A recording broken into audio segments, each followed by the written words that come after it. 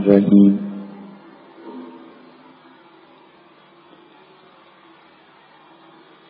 آپ حضرات جو ہر ہفتے زحمت فرماتے ہیں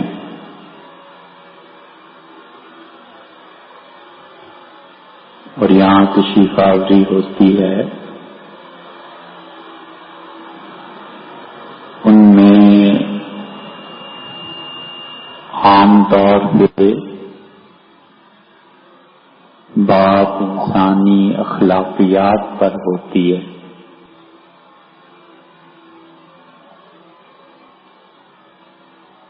اور حقیقت یہ ہے کہ اس کائنات کا نظام، پوری دنیا کا نظام انسانی اخلاقیات ہی پہ چل رہا ہے۔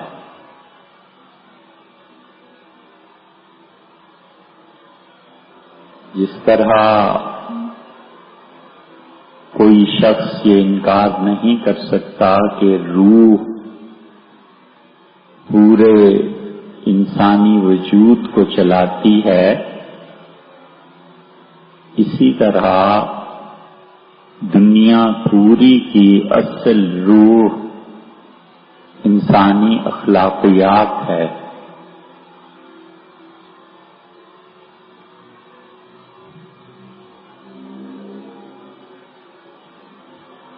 اور پوری دنیا میں لوگ جبر سے اس نظام کو نافذ کرنا چاہتے ہیں، ٹھونسنا چاہتے ہیں کہ اصل روح پیسہ ہے، مادہ ہے، اخلاقیات نہیں ہے۔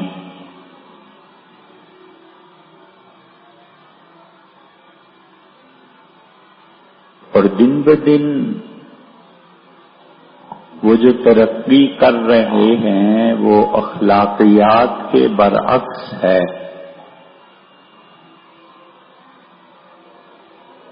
اور جتنا یہ نظام غالب آئے گا کہ انسانی اخلاقیات کی بجائے دنیا کو مادے سے چلانا ہے، اتنی ہی تباہی قریب آئے گی۔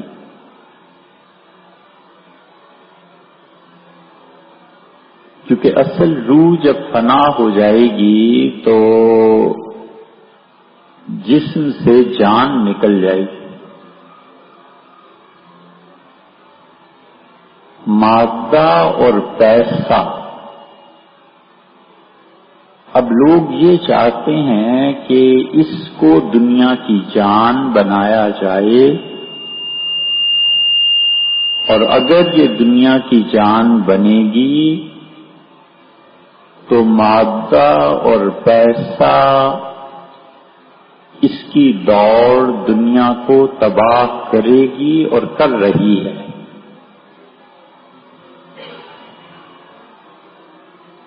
فرد کی سطح پہ دیکھو تو کون پیسے زیادہ کما رہا ہے، کس کے پاس گاڑی ہے، کس کا بینک بیلنس زیادہ ہے، اور وہ پیسے کی فراوانی کے بلبوتے پر یہ چاہتا ہے کہ دنیا تو ایک طرف رہی، آخرت بھی خرید لے۔ اتنی بڑی مسجد بنا دے کہ دنیا میں دوسرے اور تیسرے نمبر کی بڑی مسجد لوگ کہیں کہ یہ بنی ہے، اور وہ شخص نہیں جانتا کہ دنیا کی دوسری اور تیسری بڑی مسجد بنانے سے زیادہ خدا کے نزدیک گناہ اور ظلم کی بات یہ ہے کہ 1 انچ زمین کسی کی بغیر رضامندی کے لے لی جائے۔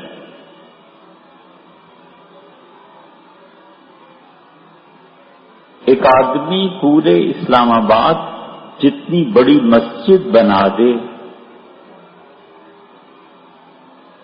کتنی بڑی مسجد ہوگی، آدمی پیدل نہیں چل سکتا، لیکن اللہ اس کو یقیناً اس کا ثواب اتنا نہیں دے گا جتنا عذاب اس کا ہوگا کہ پنڈی میں ایک کنال زمین کسی کی ناجائز قبضے میں لے۔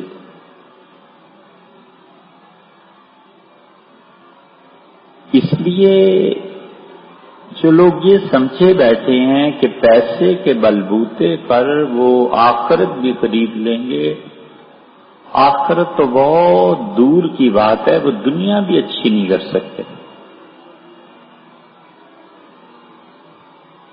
وجہ اس کی یہ کہ دنیا اچھی کرنا آخر موت آنی ہے، بیماری، معذوری، کیا کیا چیزیں۔ اور اگر دنیا میں موت کا نزع کا عالم خراب ہو گیا تو دنیا کون سی پھر کما لی؟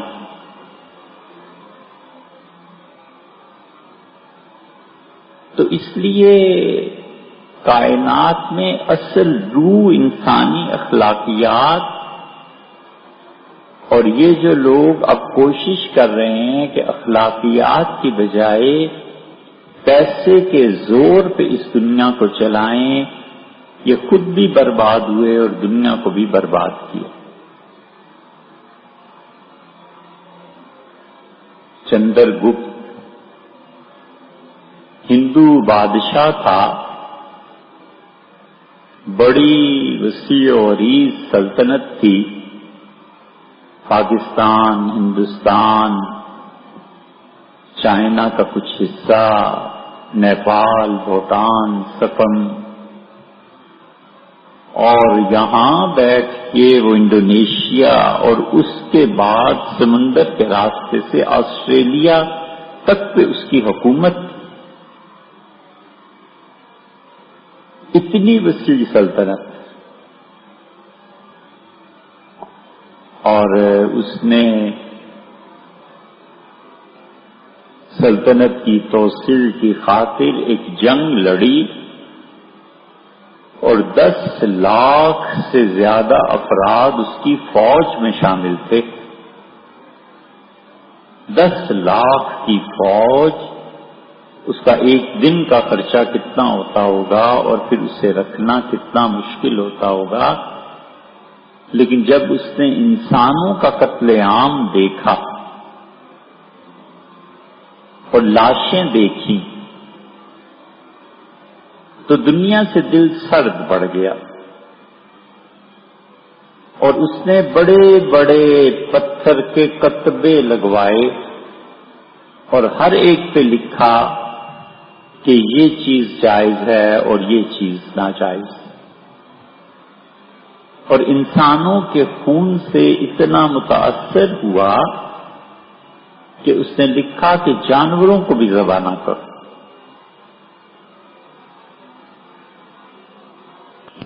شریعت نے، اسلام نے جانوروں کو ذبح کرنا کوئی اتنی اچھی چیز قرار نہیں دیا۔ قربانی کا حکم ہے، بس ایک خاص حد تک ہے، لیکن عمومی طور پر جانوروں کا ذبیحہ یہ کوئی اچھی چیز نہیں ہے۔ اسی لیے شکار کرنے کو زیادہ اچھا قرار نہیں دیا گیا۔ جائز بھی ہے، بعض اوقات ضروری بھی ہو جاتا ہے، لیکن کوئی اچھا فعل نہیں قرار دیا گیا۔ اب چندر گپت اور یہ لوگ جو اتنی جنگیں لڑتے رہے، سکندر اعظم کہاں سے چلا، اور ترکی، ایران، عراق، مصر، ہندوستان، دنیا فتح کرنے کے ارادے سے چلا، لیکن زندگی کتنی تھی، اسباب اور وسائل کتنے جمع کیے، ذرا غور سے دیکھیے تو حالت اب بھی یہی ہے. کوئی بڑی طاقت بن گئی ہے، وہ ملک سپر پاور کہلانے لگا ہے، وہ اپنی توسیع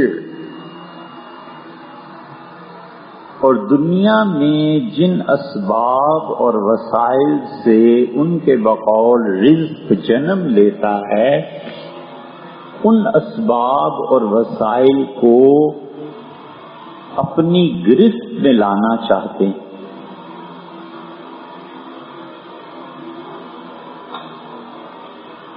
وہ چاہتے ہیں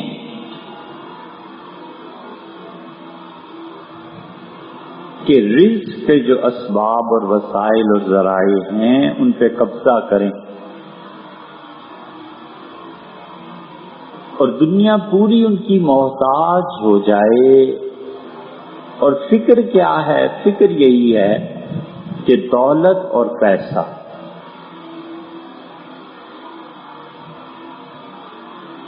اور اس کائنات میں اخلاقیات کے مقابلے میں پیسے کو لانا چاہتے ہیں. اور حقیقت یہ ہے کہ اس پیسے اور زر اور مال کو روح کے مقابلے میں لانے سے اور کچھ ہو نہ ہو یہ زمین رہنے کے قابل نہیں رہے گی.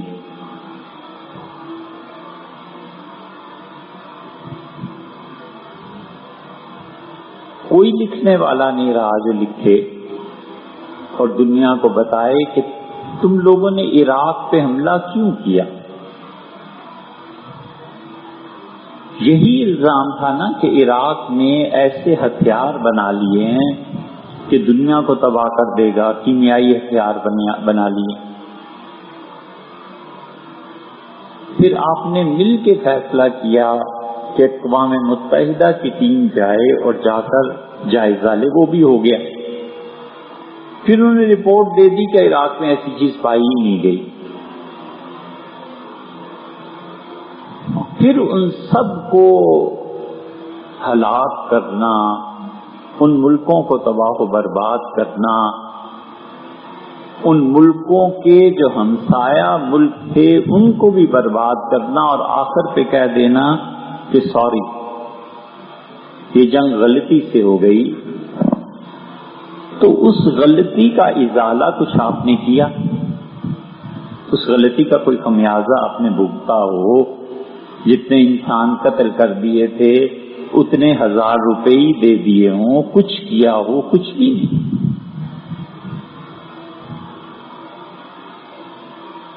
تو کیا یہ سمجھا جائے کہ آپ دولت، پیسہ، مال اور وہ اسباب اور ذرائع جن سے دنیا کو رزق ملتا ہے بقول آپ کے، ان ذرائع پر قبضہ کرنا مقصود تھا؟ اور کیا؟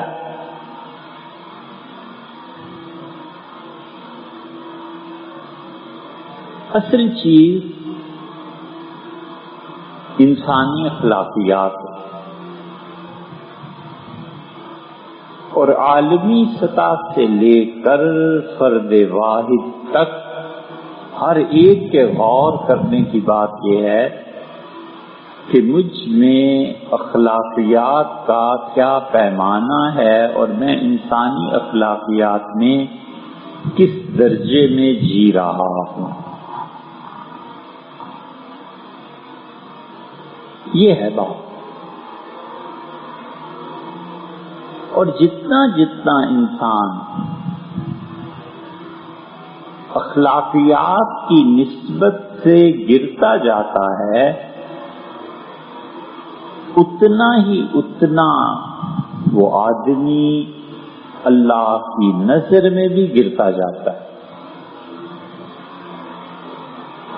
خدا یہ چاہتا ہے کہ انسانوں کو جو اس نے اخلاقیات کا معیار دیا ہے لوگ اس معیار پر قائم رہیں.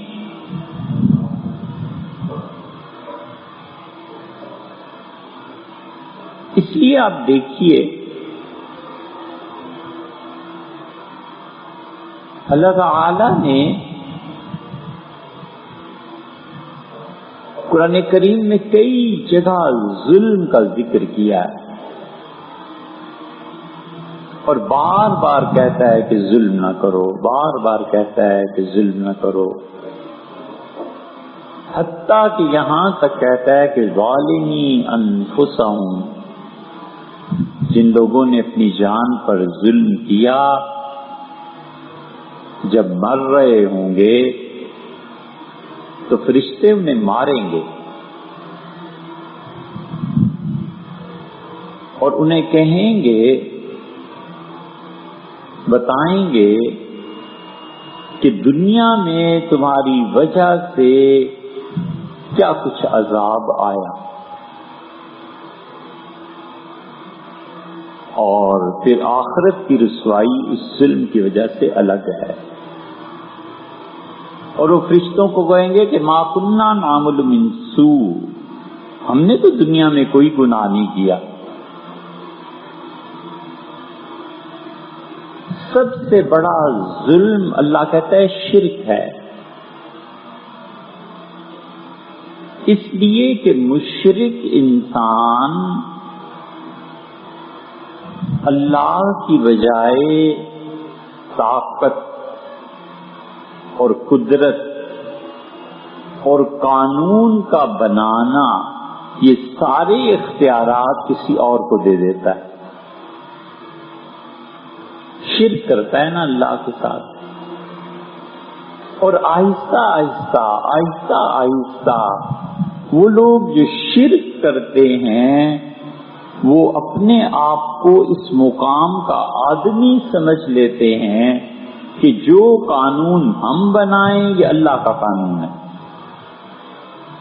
ہم دنیا میں خدا کے نمائندے بیٹھے ہیں، براہمن، پنڈت، پادری۔ شرک اور توحید سے فرق کیا پڑتا ہے انسانی زندگی پہ؟ یہ بہت باریک بات ہے لیکن سمجھنے کی ہے۔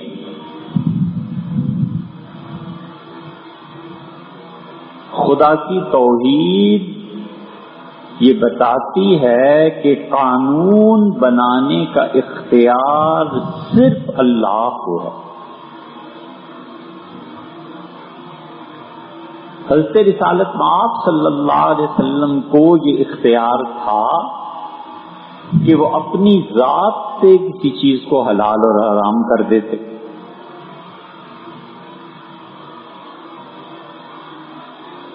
وہاں عبدالعلی صاحب رحمۃ اللہ علیہ بہت بڑے عالم اور اللہ نے بڑا نوازا تھا انہیں۔ ان کی کتاب ہے مسلم الثبوت کی شرح فواتح الرحمود، اس میں انہوں نے صاف لکھا ہے کہ انسانوں کے لیے قانون بنانے کا اصل حق اللہ کا ہے۔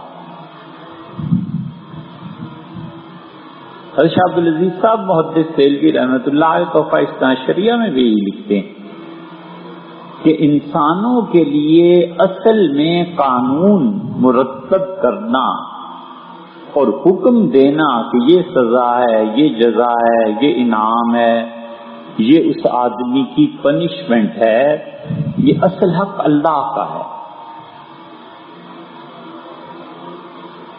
رسول کی اس لیے مانی جائے گی کہ اللہ نے اسے اپنا نمائندہ قرار دیا ہے، اس میں رسالت کا وصف آ گیا ہے۔ اور حکمران وقت کی اس لیے مانی جائے گی کہ وہ حاکم وقت بن گیا ہے، لیکن یہ دونوں اولی الامر حاکم وقت اور رسول علیہ الصلوۃ والسلام یہ دونوں در حقیقت اللہ ہی کے قانون کے پابند ہیں۔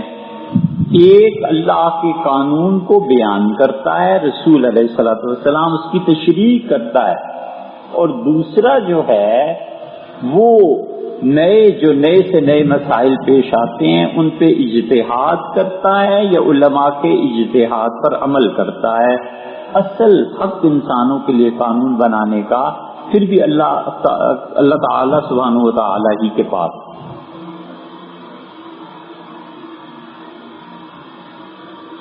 انسان کو کوئی اختیار نہیں کہ وہ اپنے ہی جیسے انسانوں کے لیے کوئی قانون خود سے مرتب کرے۔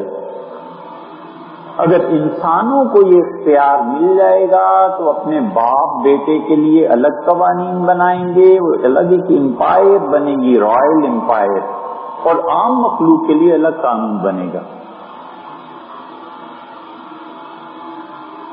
تو اللہ کی توحید، خدا کی وحدانیت، اس کے حقیقی فوائد میں سے ایک فائدہ یہ ہے کہ کوئی کسی کے لیے اصلاً قانون نہیں بنا سکتا، اجتہاد ہے، اور مجتہد اجتہاد کے ذریعے کیا ثابت کرتا ہے؟ وہ اصل میں کتاب اور سنت کا پابند، اور سنت کیا ثابت کرتی ہے؟ وہ اصل کتاب کی طرف۔ امام شافعی اور شاہ ولی اللہ رحمہ اللہ دونوں نے ایک بات کہی، انہوں نے کہا کہ جتنی چیزیں رسول اللہ صلی اللہ علیہ وسلم بتائی ہیں ہم ثابت کر دیں گے کہ اصل میں یہ قرآن ہی کا حکم ہے۔ شاہ صاحب رحمۃ اللہ نے لکھنا بھی شروع کیا تھا، 4-5 صفحے لکھے، پھر ان کا انتقال ہو گیا، اور محدثین نے بھی اس پہ کام کیا۔ تو شرک اور توحید میں بنیادی طور پہ جو فروق ہیں وہ یہ کہ انسانوں کے لیے قانون بنانا یہ کس کا حق ہے؟ توحید کہتی ہے اللہ کا حق، اللہ کے علاوہ کوئی قانون نہیں بنا سکتا۔ شرک یہ سکھاتا ہے کہ اللہ کو حق ہے، اور جو اللہ کے شریک ہیں ان کو بھی حق ہے۔ اللہ کے جو شریک ہیں اگر وہ خوش ہوں تو اللہ خوش ہے، اور اللہ اگر ناراض ہو اور خدا کے شریک خوش ہوں تو کوئی پرواہ نہیں۔ اللہ کے جو شریک ہم نے بنائے ہیں ان کے حقوق پورے ہونے چاہیے، معاذ اللہ کا حق ہو نہ ہو۔ چنانچہ سورہ انعام میں اللہ تعالی نے فرمایا ہے کہ جب اپنے مال کو تقسیم کرتے ہیں تو کہتے ہیں ھذا للہ، یہ حصہ اللہ کا ہے، وھذا لشرکائنا، اور یہ حصہ اللہ کے ان شریکوں کا ہے جو ہم نے خود بنائے ہیں، وما کان للہ، اور جو اللہ کا حق ہے فہو یصل الی شرکائہ، وہ خدا کا حق مالی عبادت کا، مال کا، جسم کی عبادت کا شریکوں کو مل جائے کہتے ہیں کوئی پرواہ نہیں، اور جو شریکوں کا حق ہے وہ اللہ کو مل جائے تو نہیں جانے دیتے، کہتے ہیں نہیں۔ اللہ نے کہا کتنی بری بات ہے جو تم کرتے ہو۔ چنانچہ جو شرک کرتا ہے وہ آہستہ آہستہ سوسائٹی کو طبقات میں تقسیم کرتا ہے، اور مشرکین آہستہ آہستہ 3 لعنتوں کا شکار ہو جاتے ہیں۔ ایک لعنت ان کی سب سے بڑی یہ ہوتی ہے کہ ایک رائل امپائر قائم ہو جاتا ہے، بادشاہ دنیا میں اللہ کا شریک ہے، لہذا جو اس نے کہا وہ قانون بن گیا، اور اللہ کی توحید خلیفہ وقت کو عدالت میں لے آتی ہے کہ حضرت کچھ نہیں، آپ اور میں دونوں ایک ہی قانون کے تابع ہیں، اور سیدنا علی، عمر، عثمان رضی اللہ عنہ کو عدالت میں آنا پڑتا ہے۔ بڑے قصے ہیں، یہ خدا کی توحید ہے۔ اور شرک کی پہلی لعنت یہ کہ اوپر امپیریل سوسائٹی قائم ہو جاتی ہے، جو مرضی کرے۔ فرعون یہی تھا، اس نے کہا لئن اتخذتم الہا غیری، اگر میرے علاوہ اس دنیا میں تم نے کسی کو خدا مانا تو میں مار دوں گا تم. وہ انسانی خون کو اپنی ملکیت ہی تو جانتا تھا. هذه الانہار تجری من تحتی، یہ مصر کے دریا یہ میرے ہی حکم سے تو بہہ رہے ہیں. اور مصر والوں نے باہر کی دنیا کب دیکھی تھی؟ خود فرعون نے کتنے ملکوں کو گھوما تھا.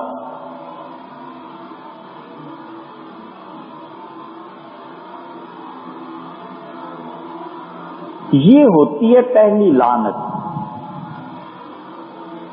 اور پھر جب انہیں قدرت اپنی گرفت میں لیتی ہے اور اللہ کا عذاب آتا ہے تو ان کے چھوٹے پھر جھوٹ بولتے ہیں. فرعون پہ آئی خدا کی گرفت، پانی میں مارا گیا. فرعون کے بیٹے نے اس کے بعد کیا کیا کہ اپنی پوری مملکت میں جگہ جگہ پتھر کھدوا کے لگائے کہ میرا باپ کامیاب ہوا، اور اس نے ان غلاموں کو نکال دیا. جگہ جگہ پتھر لگے. اللہ کی شان کسی نے اس کا ذکر نہیں کیا، خود قرآن بھی خاموش ہے اس سے.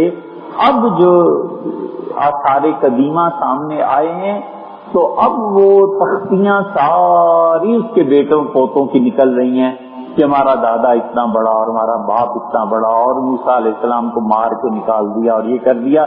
قرآن کہتا ہے کہ وہ خود شکست کھا گیا. موسیٰ علیہ السلام اپنی قوم کو لے کے اللہ کی مدد سے پار ہو گئے. اب اس کے فرعون کے پوتے پڑ پوتے اس کی اولاد اپنے زمانے میں جھوٹ بول سکتی تھی نا، وہ جھوٹ اب تاریخ نے کھول دیا. یہ شرک کی لعنت ہے. سوسائٹی پہ اثر انداز ہوتی ہے. اللہ کی توحید میں یہ نہیں ہوتا. اللہ کی توحید تو یہ ہے کہ رسول اللہ صلی اللہ علیہ وسلم وفات سے چند دن پہلے مسجد نبوی میں آئے ہیں اور انہوں نے اپنا کرتا اور ایک صحبت باندھی ہوئی ہے اور فرماتے ہیں کہ لوگوں میرے جانے کا وقت قریب ہے اور میں نے کسی شخص کا کچھ پیسہ دینا ہو، میں نے کسی سے زیادتی کی ہو، میں تمہارے سامنے کھڑا ہوں، مجھ سے بدلہ لے لو. ایک صحابی رضی اللہ عنہ تھے، ان کا اللہ کے رسول اتنا قرض میرا آپ کے ذمہ، فرمایا بھی میرا قرض ادا کر. یہ خدا کی توحید ہے، خدا کا خوف ہے. شرک میں نمرود ہے، وہ کہتا ہے کہ انا احیی و امید، میں زندہ بھی کرتا ہوں مارتا بھی ہوں. حضرت ابراہیم علیہ السلام نے ایک جان ایک زندگی سے اٹھ کے پوری کائنات کو لے لیا اور کہا فإن اللہ یاتی بالشمس من المشرق فأت بہا من المغرب. اللہ سورج کو مشرق سے طلوع کرتا ہے، میرا پروردگار تو مغرب سے کل طلوع کر کے دکھا دینا. فبہت الذی کفر، کافر نے اپنی انگلیاں دانتوں میں دے لی، حیران رہ گیا کہ یہ کیا دلیل ہے، کیوں ہی ہوتا ہے؟ یہ شرک ہے. امپائر قائم ہوتی ہے، فرد تو کجا اقلیت اپنے حق کو نہیں لے سکتی، اس لیے کہ بادشاہ متکبر مغرور وہ خدا سے شریک ہے، جو وہ کہہ دے وہ قانون بن گیا، بس اتنی بات. اور یہاں حضرت رسالت مآب صلی اللہ علیہ وسلم کوئی بات کہہ دیں تو یہ اللہ کی توحید ہے کہ صحابہ رضی اللہ عنہ کہتے ہیں اللہ کے رسول یہ فیصلہ جناب والا کی اپنی رائے ہے یا اللہ نے نازل کیا؟ آپ فرماتے ہیں اپنی رائے ہے، وہ کہتے ہیں اللہ کے رسول یہ رائے ایسے نہیں ایسے کر لیجیے، آپ فرماتے ہیں اچھا ایسے کر لو. کتنا فرق ہے ان دونوں چیزوں. شرک کی دوسری لعنت یہ پڑتی ہے کہ سوسائٹی میں ایک مذہبی طبقہ ایسا پیدا ہو جاتا ہے جو خود کو خدا کا نائب سمجھنے لگتے ہیں. اور یہ اور حکمران اگر مل جائیں تو پھر اللہ ہی حافظ. پھر یہ فتوے دیتے ہیں اور فوج اس کو نافذ کرتی ہے.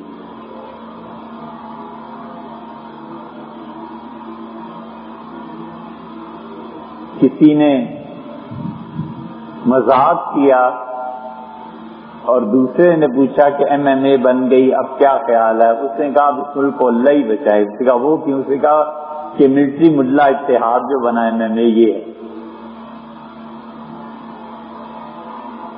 تو مذہبی طبقہ وہ فتوے دیتا ہے جو فتوے حکمرانوں کے لیے سوٹیبل ہوتے ہیں.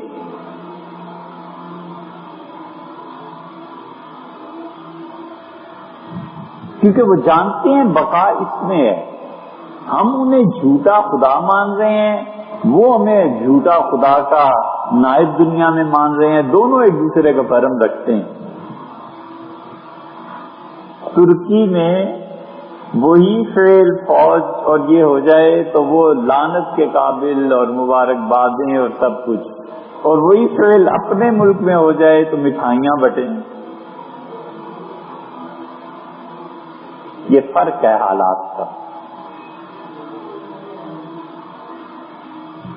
اس شرک کی یہ لعنت ہے کہ سوسائٹی میں دوسرا طبقہ ایسا جنم لیتا ہے جو مذہب کے نام پہ دنیا کا استحصال کرتے ہیں. اسی لیے فرعون نے پورے مصر میں سورہ اعراف کی ایک آیت سے پتہ چلتا ہے کہ اپنے اسٹیچوز لگا دیے. یورپ میں آپ چلے جائیں، یہ جرمنی میں، اسپین میں، فرانس میں، اب بھی آپ چلے جائیں. ہم نے جب بھی گئے یہ دیکھتے رہے، مختلف چوراہوں پہ بڑے بڑے مجسمے نصب ہیں امریکہ میں، تاکہ ان کی دھاک بیٹھے، روب بیٹھے. مالکی فقہا جو بوقت ضرورت تصویر کے جائز ہونے کا قائل ہوئے ہیں، وہ اسی لیے کہ اسپین پہ ایک دور ایسا گزرا ہے جب حکومت وقت کی اور حکمرانوں کی بات ماننا، قاضیوں کی بات ماننا، عدالت کا احترام، قانون کا نفاذ عام پبلک میں کمزور پڑ گیا تھا. اس وقت مالکی فقہا نے اسپین کی خلافت کو یہ کہا کہ بڑے بڑے جو قاضی اور بڑے بڑے جو حکمران اور گورنر ہیں، ان کے اسٹیچوز، پتلے بنائے جائیں، مجسمے بنائے جائیں اور مختلف شہروں میں نصب کیے جائیں، تاکہ جو لوگ پاس سے گزریں ان پر ہیبت اور روب پڑے کہ یہ بادشاہ وقت ہے، یہ خلیفہ وقت ہے، یہ قاضی صاحب کی تصویر ہے. ڈریں اور قانون کی پابندی.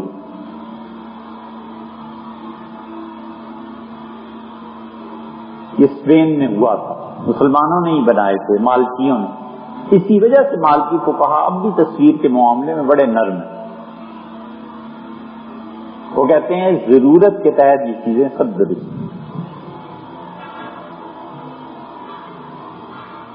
یہ چیز اب تک بھی رہی ہے بادشاہوں کا روب.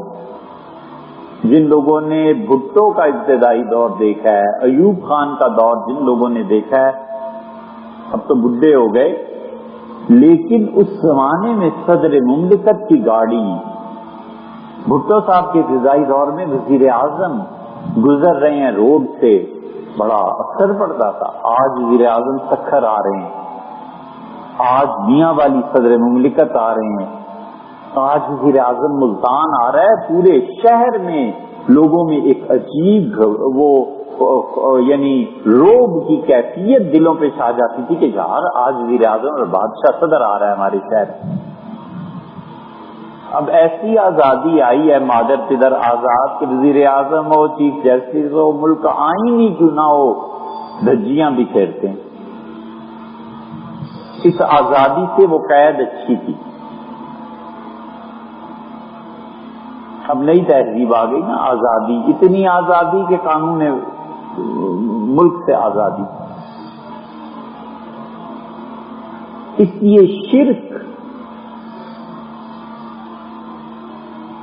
یہ جو مذہبی طبقہ ہے اس کا جبر قائم کرتا ہے.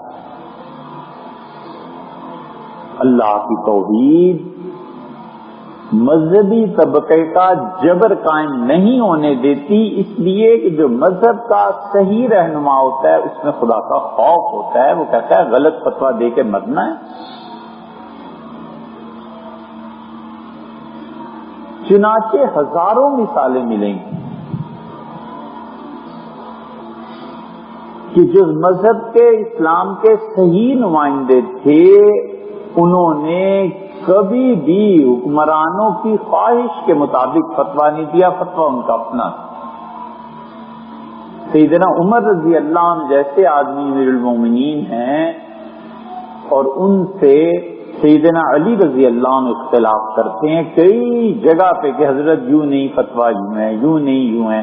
سیدنا عمر رضی اللہ عنہ اتنے زبردست صاحب علم ہیں کہ وہ کہتے ہیں اچھا میں نے فتویٰ دیا، دیکھو عبداللہ ابن مسعود نے کیا فتویٰ دیا، حضرت کا فتویٰ دیکھنا میرے مطابق ہے نہیں ہے، یا میرا فتویٰ ان کے مطابق ہے نہیں. خدا کا خوف. اپنے آپ کو پابند سمجھتے تھے اللہ کے فیصلے کا. یہ نہیں ہے کہ ہمارا فتویٰ فائنل اتھارٹی، نہ. وہ کہتے تھے کہ اللہ کا حکم آخری چیز ہے. سیدنا عمر رضی اللہ عنہ جا رہے ہیں حج پہ اور ایک جانور کا شکار کر لیا. صحابہ رضی اللہ عنہ نے کہا آپ حالت احرام میں ہیں اور آپ کو یاد نہیں رہا کہ اللہ نے شکار کو منع کیا ہے. فرمایا غلطی ہوئی. اور اللہ کہتا ہے یحکم بہ ذوی عدل منکم، تم میں سے دو آدمی جو انصاف کرنے والے ہوں وہ بیٹھیں اور فیصلہ کریں اس جانور کا جو حالت احرام میں شکار کیا گیا ہے. سیدنا علی رضی اللہ عنہ اور غالباً عبداللہ ابن عباس رضی اللہ عنہ یہ دو بیٹھے اور انہوں نے کہا امیر المومنین عمر پہ اتنا جرمانہ ہے. حضرت عمر رضی اللہ عنہ اس نے پیسے جمع کرا.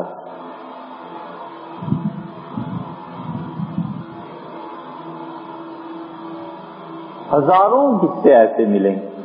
خدا کی توحید مذہب کا جبر قائم نہیں ہونے دیتی. اس لیے کہ وہ چیلنجیبل ہے نا، عدالت میں چیلنج ہو جاتا ہے کہ جی یہ فیصلہ ہوا ہے، آپ بتائیں. سیدنا عمر رضی اللہ عنہ کے متعلق پاس اتنے پوری مملکت سے مقدمات آتے تھے. انہوں نے ایک اصولی حکم جاری کر دیا اپنی خلافت کے شروع میں کہ میرے ملک میں بڑی سزا، کیا کہتے ہیں، بگ پنشمنٹ، قتل، کسی کو نہیں دی جا سکتی جب تک کہ میں خود اس مقدمے کو نہ سن لوں.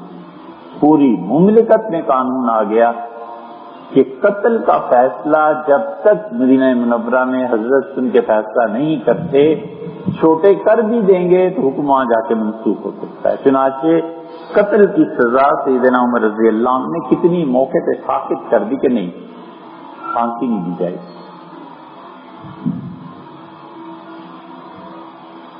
انسانی جان کی عزت اور حرمت ہاتھ نہیں کاٹا جائے گا نہ. حضرت سعد رضی اللہ عنہ جیسا آدمی جس کو سیدنا عمر رضی اللہ عنہ نے کہا کہ اگر اس سے خلافت ملے تو اس کا حق رکھتا ہے سعد، انہوں نے چور کے ہاتھ کاٹنے کی سزا دی اور سیدنا عمر رضی اللہ عنہ منسوخ فرما دی، نہ نہیں کاٹا جائے گا. کتنی چیزیں ایسی ہیں. اللہ کی توحید مذہب کا جبر نہیں قائم ہونے دیتی.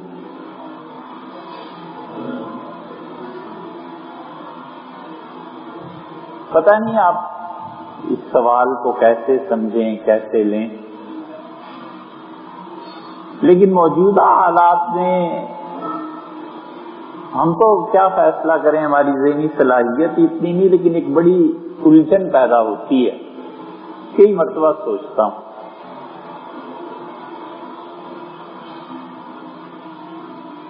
کہ اس پوری دنیا میں اب جو موجودہ مسائل ہیں، ان مسائل کی ایک بہت بڑی جڑ اکانومی ہے. آپ اس سے صرف نظر نہیں کر سکتے، یہ نہیں کہہ سکتے کہ یار یہ کوئی مسئلہ ہی نہیں. مسئلہ ہے.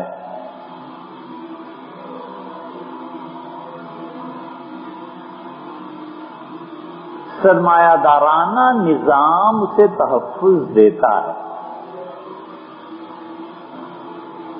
سرمایہ دار اپنی فیکٹری کو کیوں ختم کرے؟ لینڈ لارڈ اپنی زمین کو کیوں تقسیم کرے؟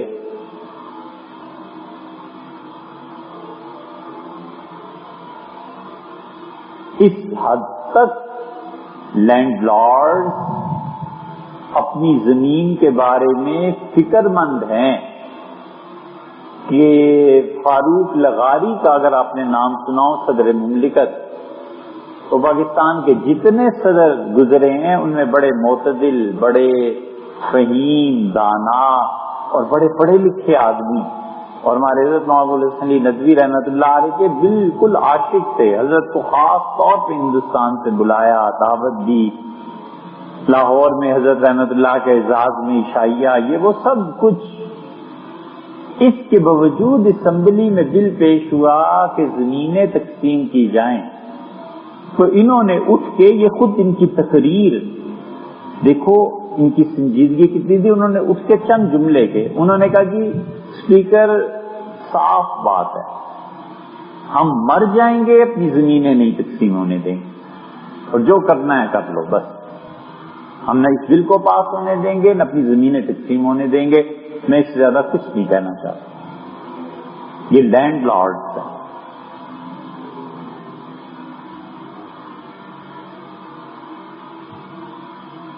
فیکٹری کے مالکان اپنی فیکٹری کیوں ختم کریں گے؟ سرمایہ دارانہ نظام تحفظ دے رہا ہے.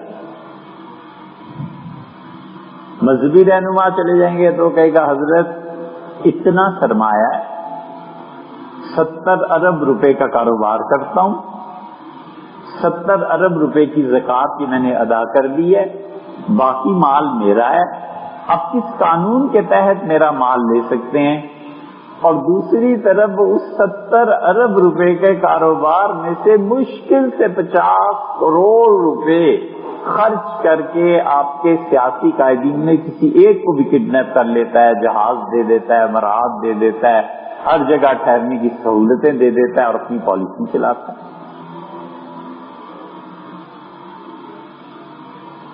ہم کئی بار سوچتے ہیں، کوئی کہتا ہے حضرت زکوٰۃ میں نے پوری دی ہوئی ہے، فطرانہ ہر سال دیتا ہوں. جو مذہبی واجبات اب میرے ذمہ لگاتے ہیں میں سب کے سب پورے کرتا ہوں. اب بتائیں مجھے میں کیا کام برا ہوں؟ کئی بار سوچتے ہیں کہ آخر اس کا علاج کیا ہے؟ اس سرمایہ دارانہ نظام کا توڑ کہاں پھر آئے گا؟ ہے وہی سرمایہ داری بندہ مومن کا دین. وہ اسی 40، 50، 60 کروڑ سے پورے ملک کو قابو میں لا رہا ہے. 60 کروڑ تو بہت رقم ہے. 20-30 کروڑ روپے نکال کے اس ملک کے بڑے سے بڑے آدمی پہ، ایک فرد پہ خرچ کر کے جو چاہے منسٹری لے لے اور جو چاہے کرے. اس لیے کہ پرائم منسٹر پہ اس نے 20 کروڑ روپے لگائے ہوئے ہیں نا. پرائم منسٹر کہاں ہلے گا؟ صدر مملکت کہاں جائیں گے؟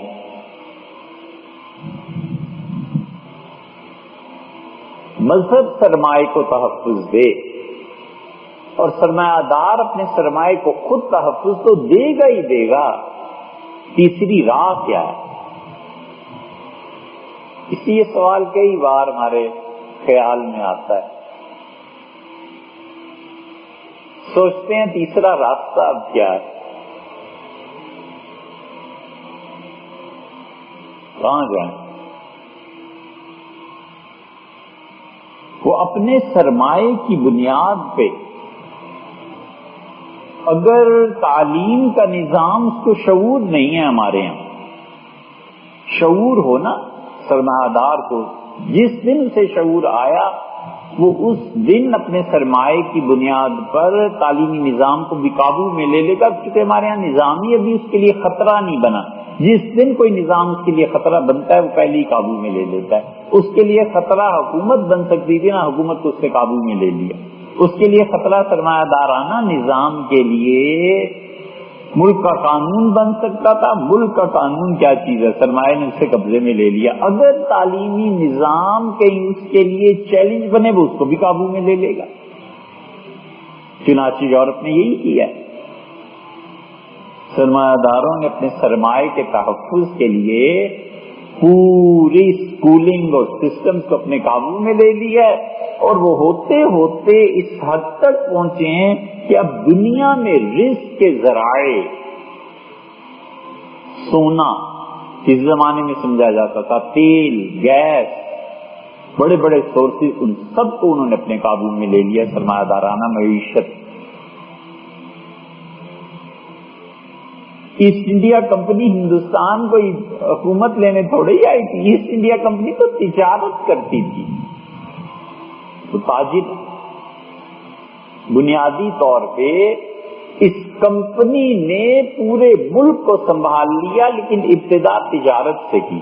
آہستہ آہستہ آہستہ آہستہ ہندوستان کے معاشی نظام، اسی لیے جب ہمارے یہاں سٹی بینک آیا تو میں نے اپنے دوستوں سے کہا، میں نے کہا ایک اور ایسٹ انڈیا کمپنی آئی ہے۔ جس دن انہوں نے نواز شریف صاحب سے ملاقات کی تو ہم نے کہا ایسٹ انڈیا کمپنی کی آج ملاقات ہو رہی ہے، اور دیکھو اب کیا ہوتا ہے، پورے ملک میں وہ بینک چھا گیا۔ اور تیسری ایسٹ انڈیا کمپنی اب یہ چائنا کی صورت میں آ رہی۔ اس کے اثرات جو ہماری تہذیب پہ مرتب ہوں گے، اس کے لیے 50 سال کا عرصہ شاید چاہیے، یا اس سے کم یا زیادہ۔ اس وقت تک ہم لوگ تو قبروں میں ہوں گے، جو اگلی نسلیں آئیں گی وہ اس تہذیب کے ثمرات دیکھیں گی، اور شاید جن لوگوں نے اس سسٹم کو اپروو کیا ہے، شاید ان میں سے کچھ کی نگاہ اتنی گہری نہیں ہے کیونکہ انہوں نے پڑھا نہیں نا۔ ہماری سیاسی قیادت ان پڑھ ہے۔ انہوں نے پڑھا ہوتا کہ غیر ملکی سرمایہ دار سرمایہ لگا کر کسی ملک کی تہذیب، ثقافت، مذہب، ہر چیز کو جڑ سے اکھیڑ کے اپنا سسٹم دے دیتے ہیں، کیا ہوتا ہے؟ پڑھے ہوتے تو انہیں پتا ہو۔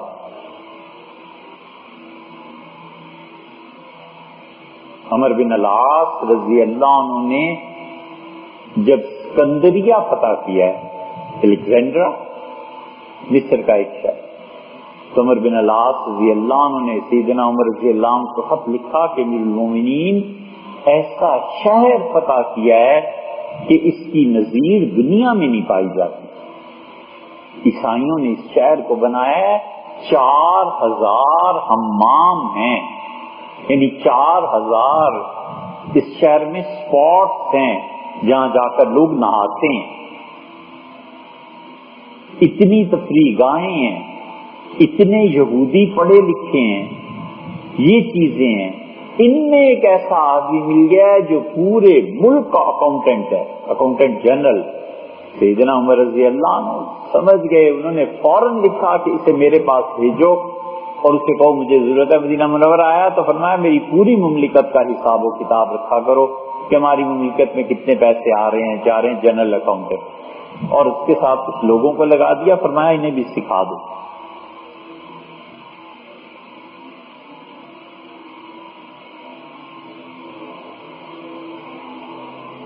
Decline and fall of Roman Empire, یہ کتاب ہے، اس سے بھی اس واقعے کا ذکر کیا، اگر میں بھولتا نہیں اس کے اصل نام۔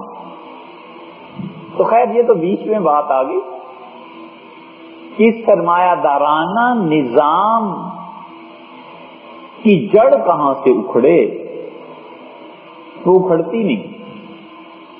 سرمایہ دار تو سرمایہ کو تحفظ دیتا ہی دیتا ہے، مذہب بھی اس کو تحفظ دینے لگے، اور مذہبی رہنما بھی مجبور ہوں، یا پھر یہ کہ اندر سے ان کی بھی خواہشوں کو یہی سسٹم چلتا رہے، یار ٹھیک ہے ہمارے مدرسے میں سرمایہ دار ہر مہینے 10 لاکھ بھیج دیتا ہے، سال کے آخر پہ کروڑ 2 کروڑ روپے زکات کے مل جاتے ہیں، ہمارا بھی سسٹم چل ہی رہا ہے نا، اس لیے سرمایہ کے سسٹم کو چلنے دو۔ تو وہ پھر غریب آدمی، اس کا خون تبدیل ہو کر دولت کی شکل اختیار کر کے، ڈالر پاؤنڈ روپے کی شکل اختیار کر کے ہمارے ہاتھ میں پھر واپس آ جاتا ہے۔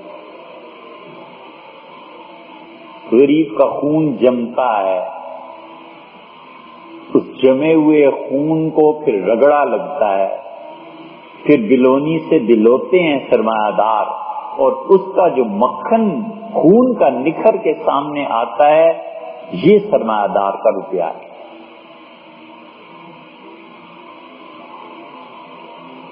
یہی چیز ہے نا، اور کیا ہے؟ ہم اس سسٹم میں صدیوں سے جی رہے ہیں، اور ہم غلام اسی کا شکار ہیں، اور ہم غلام پتہ نہیں کتنے عرصے تک مزید ہماری نسلیں، پھر ان کی نسلیں، پھر ان کی نسلیں، اسی طرح اس سسٹم میں چلتے رہیں گے۔ اسی لیے علامہ اقبال بار بار اس سسٹم کے خلاف جو بات کرتے ہیں نا، وہ یہی کہتا ہے، دیکھ خدایا یہ زمین تیری نہیں، تیری نہیں، تیرے آبا کی نہیں، تیری نہیں، تیری نہیں۔ دیکھ خدایا اے گاؤں کے نمبردار، یہ نمبرداروں کی اولاد، یہ گاؤں میں جن کا دھاک ہوتا ہے، جن کا مال ہوتا ہے، یہ اپنے بچوں کو پھر کابل بھیج دیتے ہیں، پھر سی ایس ایس کے امتحانات میں بھیج دیتے ہیں، پھر اکیڈمی میں بھیج دیتے ہیں، پھر ملٹری اور اسٹیبلشمنٹ، اس کے افراد، اس سرمایہ داروں کی اولادیں جب ادھر آتی ہیں تو سرمایہ تو ہوتا ہی ہوتا ہے، اختیار بھی مل جاتا ہے، اور اختیار اور سرمایہ دونوں جمع ہو جائیں تو پھر بھٹو صاحب آ جاتا ہے، پھر بلاول آتا ہے، پھر حمزہ شریف ہے، مریم نواز ہے، پھر سلمان ہے لندن میں، پھر تھوڑے ہیں۔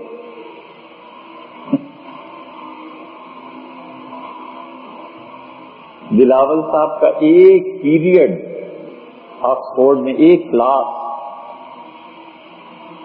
باپ نے 1.5 کروڑ روپیہ خرچ کیا، پورا چارٹر طیارہ بک کرا دیا کہ جاؤ بیٹے تمہاری کلاس کا مس ہو جائے۔ یہ سارا تاریخ میں کتابوں میں آیا ہوا، اور عنوان یہ ہے کہ والد صاحب کو بیٹے کی تعلیم کا اتنا خیال تھا کہ پورا جہاز بک کرایا کہ کہیں ایک پیریڈ نہ تمہارا مس ہو جائے، اور جو تمہارے صدارت میں 1.5 کروڑ 2 کروڑ 10 کروڑ بھی کہیں تو تھوڑا ہے، بغیر تعلیم کے ہیں، تمہیں اس کا خیال نہ آیا، اور اپنے بیٹے کی ایک کلاس کا خیال تمہیں آ گیا۔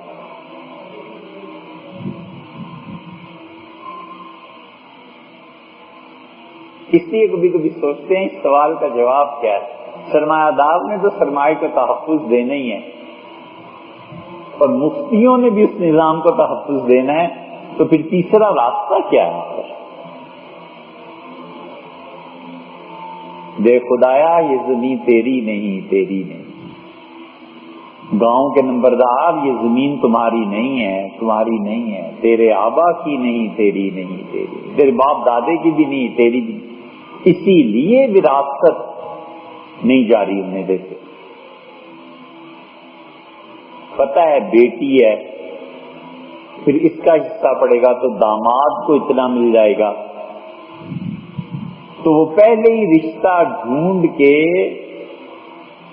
وہ چاہے صوبہ سرحد کا پٹھان کیوں نہ ہو، اور اسے اردو سپیکنگ کراچی NQM والوں کے ہاں شادی کرنی پڑے یا پنجابیوں میں دولتانوں کے ہاں شادی کرنی پڑے، وہ رشتے کو نہیں چھوڑتا، اس لیے کہ پتہ ہوتا ہے ہماری ساکھ کے بندے ہیں، اگر بیٹا منسٹر نہیں ہے تو داماد ہے، چلو کوئی نہیں، اپنے خاندان میں رہے۔ یوں پستے ہیں لوگ۔ اس لیے شرک کی یہ دوسری بڑی لعنت جو ہے نا، مذہبی طبقہ جنم لیتا ہے، اور مذہبی طبقہ لوگوں کی نصیبوں کا، لوگوں کے مقدر کا فیصلہ کرتا ہے۔ مکہ مکرمہ میں یہی چیز تو تھی، یہ جتنے کعبۃ اللہ میں بیٹھے ہوئے تھے، یہ جو قانون بناتے تھے یہی کہتے تھے کہ اللہ کا قانون ہے، اور انہوں نے اتنی یہاں تک کہ انسانوں کو ننگا کر کے رکھ دیا خدا کے نام۔ یہ قریش تجارت کرتے تھے نا، اور مکہ میں ہر سال ہزاروں افراد آتے تھے، بیت اللہ کا طواف ہے، حج ہے، ان کو پانی پلانا، ان کی سیوا خدمت کرنا۔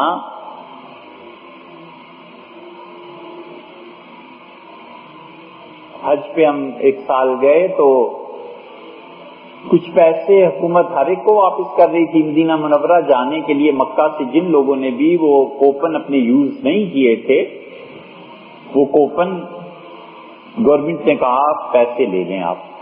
ہم بھی پرائیویٹ گئے تھے، ہم نے وہ کوپن جدہ میں بینک، ہر جگہ بینک انہوں نے کھولے تھے حاجیوں کی سہولت کے لیے، بڑی نیکی کا کام تھا۔ ہم بھی گئے، ہم نے بھی کوپن جمع کرائے تو انہوں نے کچھ ریال کم دیے۔ اتنے تھوڑی رقم سے کیا فرق پڑتا ہے؟ ہم رقم کے لیے نہیں لیکن اس نظام کے لیے بولے ضرور۔ ہمیں پتا تھا یہ کیا کرتوت ہے، ہم نے کہا یہ کیوں اتنے پیسے کم دیے؟ اس نے کہا شاید تھوڑی سی تو رقم ہے۔ میں نے کہا نہیں، رقم کی بات نہیں، کم کیوں دیے؟ اس نے کہا وار ٹیکس ہے۔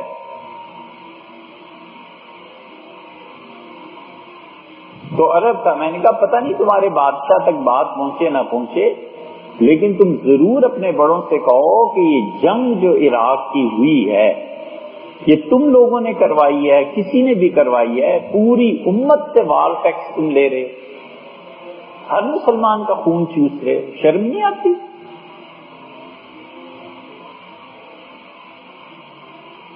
تو حیران ہوا، میں نے کہا یہ بڑوں کو بھی جا کے بتاؤ کہ لوگ کہتے ہیں ہم اس نظام کو نہیں مانتے، کہ اپنے امپائر کو بچانے کے لیے اب کسی بڑی طاقت کے غلام بنے اور وہ آپ پر جنگ مسلط کرے، اور جنگ کے پیسے پوری امت سے آپ وصول کر کے اس کی جوڑی میں ڈال دیں۔ اس لیے بہادر آدمی ذاتی زندگی میں کوئی پرواہ نہیں، اور اجتماعی زندگی میں اداروں سے ٹکر لے لیتا ہے کہ نہیں یہ سسٹم غلط ہے۔ تو بری مثال، لیکن مثال تو ہے کہ فرانسیسی جو تھے انہوں نے خاکے بنائے، کسی نے دیکھے کسی نے نہیں دیکھے، کچھ نہیں۔ جب اس خاکے بنانے والے کے آدمی کو قتل کیا گیا تو پوری قوم ہم ٹھونک کے میدان میں آ گئی، ان کا بناؤ اور ہم خریدیں گے۔ پھر خاکے اتنے بکے کہ پچھلا ریکارڈ ٹوٹ گیا۔ انہوں نے کہا پرنسپلی صحافت کی آزادی متاثر ہوتی ہے، ہم اسے ختم نہیں ہونے دیں گے۔ ان کا اصول کی جنگ ہے، فرانس میں آزادی کا اصول قائم رہے گا۔ یہ بہادر اقوام یہی کرتی۔ اس لیے مکہ مکرمہ میں یہ جو امپائر قائم ہوا نا مذہبی طبقوں کا، انہوں نے انسانوں کو ننگا کر دیا۔ مکہ مکرمہ میں تجارت کتنی ہوتی تھی، مکہ مکرمہ میں لوگ اتنے جو حج اور عمرے کے لیے آتے تھے ان کو مفت پانی پلانا، اس کے انتظامات کرنا۔ مکہ مکرمہ میں کشمش ایک چیز ہوتی ہے منقع، بڑے موٹے انگوروں کو خشک کر لیا جاتا ہے۔ عام طور پہ مائیں جب بچے کو خسرہ ہو جائے تو منقع کھلاتی ہیں۔ سیدنا عمر رضی اللہ عنہ منقع اس کو پانی میں بھگوا لیتے تھے رات کو، اور صبح اس کو مل کے اس کے بیج نکال کے اور پھر اسے ململ کے کپڑے سے چھان کے جو شربت بنتا تھا وہ بہت پیتے تھے.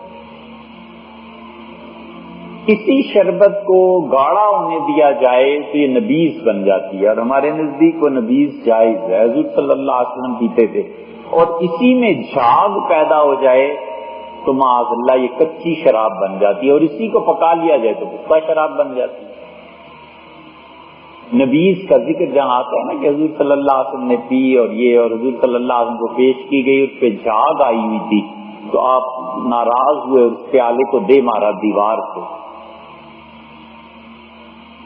تو وہ نبیذ یہی چیزیں مختلف چیزوں سے بنتی ہے. ان میں سے ایک طریقہ یہ ہے، یہ مکہ والے منقع خرید کے پانی میں ڈبو کے شربت جو بنتا تھا حاجیوں کو پلاتے تھے مفت. یہ پیسہ کہاں سے آئے؟ شہر میں اس زمانے میں مکہ مکرمہ میں 1000 آدمی بھی فرض کر لیں آ گیا تو 1000 آدمیوں کا کھانا. یہ قریش مکہ جو تھے نا، قریشی یہ بڑے ذہین تھے نا، مذہبی پیشوا. شرک سے دوسری لعنت دنیا میں یہ آتی ہے. انہوں نے سوچا کہ حج سے عمرے سے کمائے کیسے جائیں پیسے. حج اور عمرے پہ تو کما نہیں سکتے. اب تک عمرے کا ویزا فری لگتا ہے نا، حج کا ویزا فری لگتا ہے. پیسے کمانے ہو تو کرایہ بڑھا دے. انڈائریکٹ میتھڈ یوز کیا جاتا ہے، ڈائریکٹ میتھڈ پہ نہیں آتے کبھی بھی. اللہ نے بھی منع کیا. اس ریلیجیس امپائر نے شرک کی دوسری لعنت جو ان پہ پڑی تھی، انہوں نے اس طرح کیا کہ جو آیا نا عمرے حج کے لیے بٹھا لیتے تھے، کہتے تھے تم ان کپڑوں کے ساتھ عمرہ کرو گے، خدا کے پاک گھر کا طواف کرو گے، تم ان کپڑوں میں گناہ کرتے رہے ہو، یہ تمہارے کپڑے ناپاک ہیں، تم خود بھی ناپاک ہو، پاک صاف چادریں ہم سے لو اور خریدو اور اس میں طواف کرو. جو تو ہوتا تھا پیسے والا وہ کہتا تھا جی لیں پیسے، کپڑا دے دیں. کپڑے کا بزنس چمک گیا. 1 روپے کی چادر 10 روپے میں فروخت کی تو وہ اللہ کے لیے قریش کا کپڑے کا بزنس چلا. کپڑے کا بزنس بنیادی طور پہ بہت اسٹیبلش بزنس تھا مکہ مکرمہ. سیدنا ابوبکر رضی اللہ عنہ متعلق جو آتا ہے نا، وہ کپڑے کی تجارت کرتے تھے، وہ یہ چیزیں تھی. کپڑا بہت بکتا تھا. یمن کا کپڑا آتا تھا وہاں بکنے کے لیے، اور کہاں کہاں.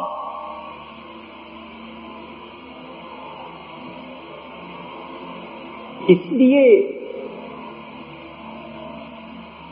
ایک چیز تو یہ ہوتی تھی. اچھا، جس کے پاس پیسے نہیں ہوتے تھے اسے کہتے تھے کپڑا خریدنے کے لیے پیسے نہیں، نہ پریشان، کرائے پہ لے لو، چادر کرائے پہ لے لو. صاف دھلی ہوئی چادر دکھائی، کرایہ وصول کر لیا. وہ کرایہ تو جب تک چادر چلتی رہے. اس طرح سے یہ پیسے اینٹتے تھے لوگوں سے. اور جس کے پاس نہ کرایہ ہے نہ کچھ، کہتے تھے ننگا طواف کرو. وہ ننگا طواف کرنے لگتا. کپڑے تک اتروا لیے مذہب کے نام پہ، ننگا کر دیا لوگوں کو. مگر یہ نہیں کہا کہ انہی کپڑوں کو استعمال کرو. اگر یہ کہہ دیتے تو وہ سارا بھرم ہی ٹوٹ جاتا.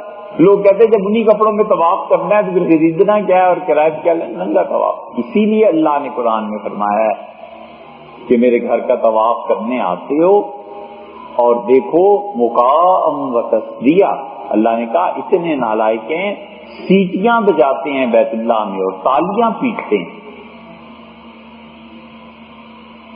اور اللہ نے اس کے مقابلے میں کہا کہ خذوا زینتکم عند کل مسجد.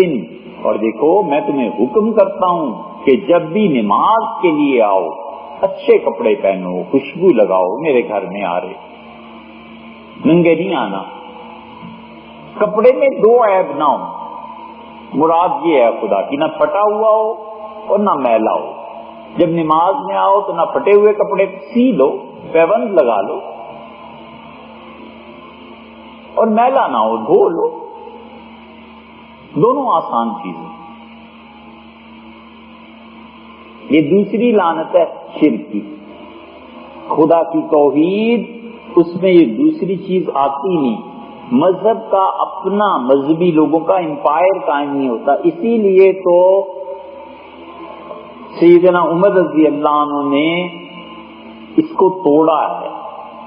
حضرت طلحہ اور عبد الرحمن بن عوف رضی اللہ عنہ وغیرہ ریشمی چادریں احرام کی باندھ کے ریشم خالص سیدنا عمر رضی اللہ عنہ بلا لیا. ان کا یہ کیا ہے؟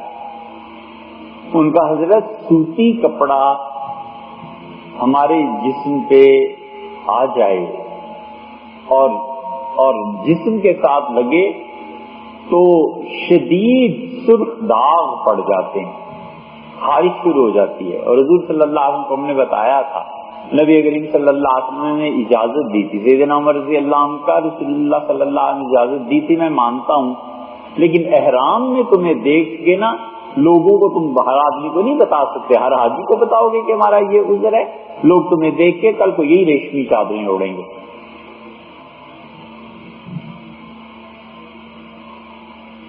یہ شرک کی لعنت ہے، اللہ کی توحید اس سے بچا. اسی لیے اللہ کہتا ہے اتخذوا احبارهم ورهبانهم اربابا من دون اللہ. ان عیسائیوں نے اللہ کو چھوڑ کے اپنے علماء کو اور اپنے مشائخ کو خدا بنا لیا.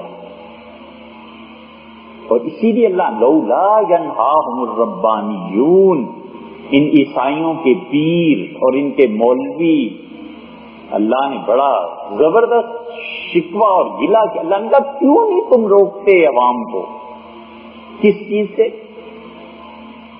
لولا ینہاہم الربانیون، ان کے جو اللہ والے بنے پھرتے ہیں، ربانی خدا والے رب والے بنے پھرتے ہیں عیسائیوں کے، یہ کیوں نہیں عیسائی پبلک کو روکتے؟ کرسچنز کو کیوں نہیں روکتے؟ ان قولہم الاثم واکلہم السحت. دو چیزوں، ایک گناہ کی باتوں سے، جھوٹ بولنے سے اور حرام کھانے سے. اللہ نے کہا حرام خوری سے روکو اپنی پبلک کو اور جھوٹ بولنے سے روکو اپنی پبلک کو. تم اللہ والے بنے پھرتے ہو، تم پبلک کو کیوں نہیں روکتے؟ اللہ جانتا ہے کہ اگر عیسائی پیر مشائخ اللہ والے جو بنے ہوئے تھے اگر لوگوں کو جھوٹ سے روکیں گے تو لوگ جو جھوٹی تعریفیں ان کی کرتے ہیں وہی ختم ہو جائے گا. اور جھوٹی تعریفیں ہی تو ہوتی ہیں. اور اگر یہ حرام کھانے سے روکیں گے تو نظر و نیاز کے سلسلے ختم ہو جائیں گے. وہ حرام سے اس نے فیکٹری لگائی ہے، وہ آ کے دیتا ہے 1 کروڑ کے حضرت یہ 1 کروڑ، تو حضرت یہ تھوڑی ایک فیکٹری کی طرف سے لگ گئی انہیں 1 کروڑ رکھ لینا. وہ اگر یہ کہیں کہ میاں حرام سے توبہ کرو، یہ فیکٹری غریبوں کے خون سے لگی ہوئی ہے، اس کو بیچو، جس کے پیسے مارے ہوئے ہیں یہ دو واپس. وہ کبھی ریاض صاحب سے مذہبی طبقہ یہ کہے کہ حضرت جو مجھے مسجد کے لیے پلاٹ دے رہے ہیں نا، مہربانی کر کے جن کی کنالوں کے حساب سے زمین آپ نے ضبط کیا اور جو مقدمے عدالت میں چل رہے ہیں پہلے انہیں بھگتائیں، میری مسجد بنے نہ بنے آپ کے آخرت کا مشورہ دیتا ہوں. تو وہ پھر اس کو دوبارہ یہ تھوڑی کہیں گے تو پلاٹ لے لے، وہ کہیں گے چھوڑو یار مولوی کا دماغ خراب ہو گیا. لولا ینہاہم الربانیون، ان کو جو لوگ اللہ کے دین کی دعوت دے رہے ہیں یہ ان کے مشائخ کیوں نہیں روکتے؟ عن قولہم الاثم، گناہ کی باتوں سے. گناہ کی بات ہے نا، اس گناہ کی بات سے ہر چیز کی پرورش ہوتی ہے. بچہ جب چھوٹا ہوتا ہے نا، فٹس ماں کے وجود کا حصہ ہوتا ہے، تو اس کی پرورش گندے خون سے ہوتی ہے.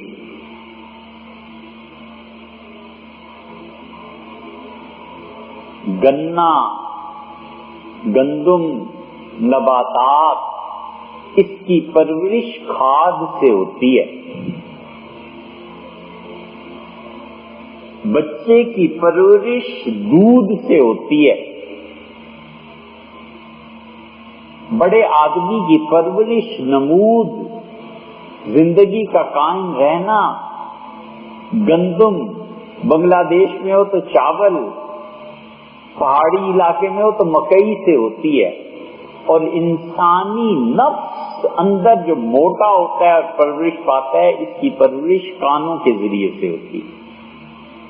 کانوں سے جب سنتا ہے نا کہ حضرت آپ ایسے اچھے، حضرت آپ ایسے، اور جناب والا آپ کا کہنا کیا، حضرت آپ کے مدرسے کا کہنا، یہ پیسے ذرا سے میں لایا تھا یہ، تو اپنی تعریف سن کے نا یہ نفس اس سے موٹا ہوتا ہے.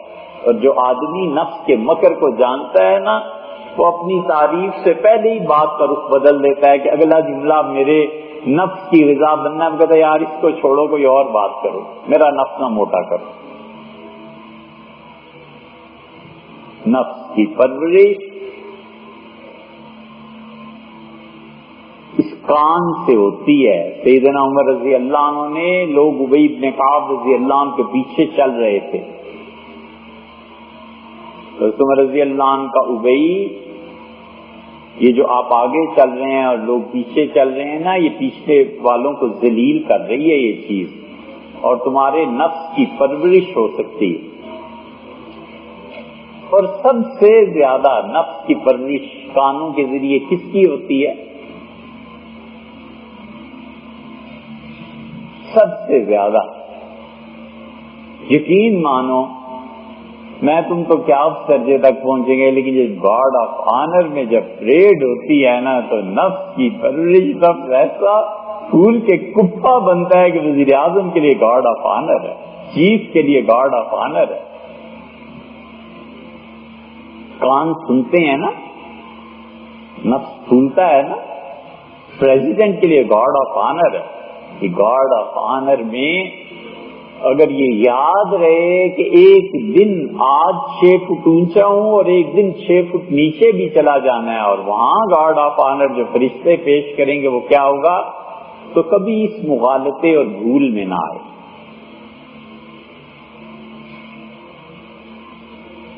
اوہو، نہ کرے، کبھی نہ کرے کہ بھول جائے. معروف کرخی رحمت اللہ علیہ سے کسی نے کہا فلاں ایسا اور فلاں ایسا اور فلاں ایسا. انہوں نے کہا اس وقت کو یاد کر جب تیری تھوڑی کے نیچے سے سر پہ پٹی باندھ دی جائے اور تیری آنکھوں پہ روئی رکھ دی جائے. چھوڑ دوسروں کو، اپنا یاد کر. تو 6 فٹ اوپر جو گارڈ آف آنر ہو رہا ہوتا ہے نا، اگر وہ سوچ لے کہ 6 فٹ نیچے بھی عنقریب گارڈ آف آنر ہوگا قبر میں اور فرشتے آ جائیں گے، تو بھی سارا مزہ کرکرا ہو جاتا ہے. آدمی اپنی حیثیت میں رہتا ہے، اور یہ دنیا بھر کے لوگ مانتے ہیں کہ اپنی حیثیت میں رہے تو اچھا ہے، اپنی اوقات یاد رہے تو اچھا ہے. یہ شرک کی دوسری بڑی لعنت ہے. یہ مذہبی طبقہ جو ہے جب یہ سمجھنے لگے کہ جو میں کہہ رہا ہوں یہ اللہ کا حکم ہے، ولیعذ باللہ، تو پھر MMA بن جاتا ہے، پھر اسٹیبلشمنٹ، پھر سرمایہ دار، پھر مذہب، یہ سب چیزیں مل جاتی ہیں. پھر جو چاہے تو آپ کا حسن کرشمہ ساز کر. آج زیادہ ہی باتیں ہو گئی ہیں.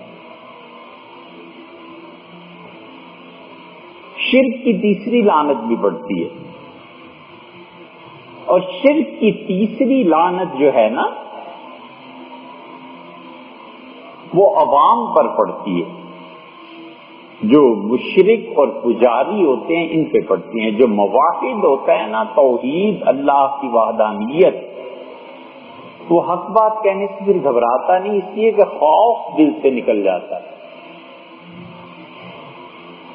کہتے ہیں، مجھے نہیں معلوم لیکن یہ بچوں کو زیادہ معلوم ہوگا. بچے اب آج کل وہ موویز دیکھتے ہیں نا، جانوروں کی زندگی کیسے گزرتی ہے، شیر کیسے ہوتا ہے، خرگوش اور بلیاں کیسے ہوتی ہیں.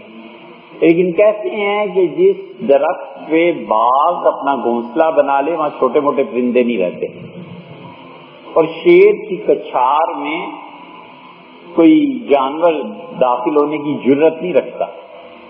اسی طرح اللہ کا قبضہ جب دل پہ ہو جاتا ہے اور اللہ جس دل میں آ جاتا ہے وہاں چھوٹا موٹی کوئی چیز پھر رہتی نہیں. شرک کی یہ لعنت برستی ہے ان پر جو مخلوق سے طمع اور خوف دو وجوہ سے حق بات نہیں کرتے، یا ڈرتے ہیں اور یا پھر لالچ ہوتی ہے، طمع ہوتی ہے، پتا ہوتا ہے کہ حکمران وقت سے اگر صحیح بات کہہ دی تو جو پلاٹ ہے وہ نہیں ملے گا، وزیر اعظم وزارت نہیں دیں گے۔ بات ہمیشہ سچ کہے لیکن ادب، گفتگو کا جو انداز ہے بس اس سے دونوں انتہاؤں میں نہ رہے، ایک چپ انتہا ہے اور دوسرے گالیاں دینا بھی انتہا ہے۔ گالیاں نہ دے اور چپ بھی نہ رہے، صاف بات کر دے جو طریقے کے مطابق کہ جناب والا یہ یوں نہیں یوں ہوا، کہ یہ بات ایسے نہیں ایسے۔ گالیاں دے گا تو بھی بد تہذیبی ہے، چپ رہے گا تو اللہ کے ہاں۔ احنف ابن قیس رحمۃ اللہ علیہ بہت بڑے تابعین میں سے تھے، اتنے ذہین تھے، اتنے عمدہ گفتگو کرنے والے تھے۔ سیدنا عمر رضی اللہ عنہ سے ملنے آئے تو عمر رضی اللہ عنہ نے 1 سال تک اپنے پاس مدینہ منورہ رکھا۔ یہ ہم لوگ جو زیادہ بولتے ہیں نا، یہ ہمیں اس واقعے سے سبق سیکھنا چاہیے۔ سیدنا عمر رضی اللہ عنہ نے احنف سے 1 سال بعد کہا کہ جاؤ، اور فرمایا میں نے تمہیں 1 سال اپنے پاس اس لیے رکھا ہے کہ لڑکے تم نے جب تقریر کی تھی پہلے دن تو مجھے اسی دن اندازہ ہوا کہ تم بولنا جانتے ہو، اور حضور صلی اللہ علیہ وسلم نے فرمایا مجھے اپنی امت پہ جن چیزوں کا خوف ہے کہ میری امت گمراہی میں پڑ جائے گی، مجھے ایسے لیڈرز، ایسے قائدین، ایسے حکمرانوں سے ڈر لگتا ہے کہ میری امت میں ایسے منافق آ جائیں جنہیں بولنا آتا ہو اور میری امت ان کے پیچھے چل پڑے۔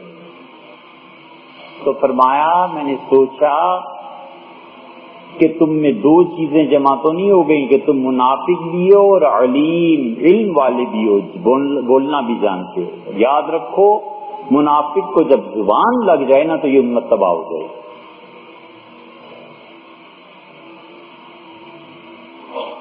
حیران ہوتا ہوں کہ حضور صلی اللہ علیہ وسلم نے کیسے مرض کی تشخیص کی، سیدنا عمر رضی اللہ عنہ کی تشریح کی، اور اسی کی تشریح آج کل اب یہ سال 1437 ہے نا، 36 ہجری میں سیدنا علی رضی اللہ عنہ نے ایک تقریر کی، یعنی آج سے 1401 سال پہلے، اور جس کی تقریر میں لوگوں سے کہا کہ انتم اسباق اللہ نعیکم، ہاں نا، اچھا میری قوم کے لوگوں، ہر وہ منافق آدمی جو چیخ چیخ کے بولنا جانتا ہو اور اس کی گفتگو تمہاری چاہے سمجھ میں نہ بھی آئے، چرواہوں کی طرح اگر وہ چیخنا جانتا ہے نا تو تم بھیڑوں کی طرح اس کے پیچھے چل پڑو گے، اور جو آدمی تم سے عقل کی بات کرے گا تم سے چھوڑ دو۔ یہ نہج البلاغہ میں آیا ہے۔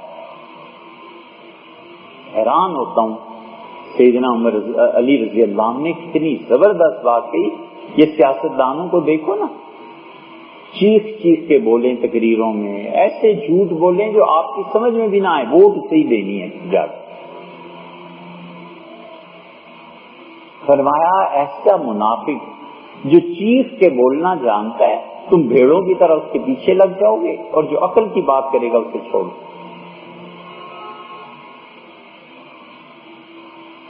یہ ہے حال، اب بھی مرض ہوئی ہے۔ 1401 سال، 1500 سال پہلے سیدنا عمر اور علی رضی اللہ عنہ نے جو مرض بتایا تھا اب بھی وہ۔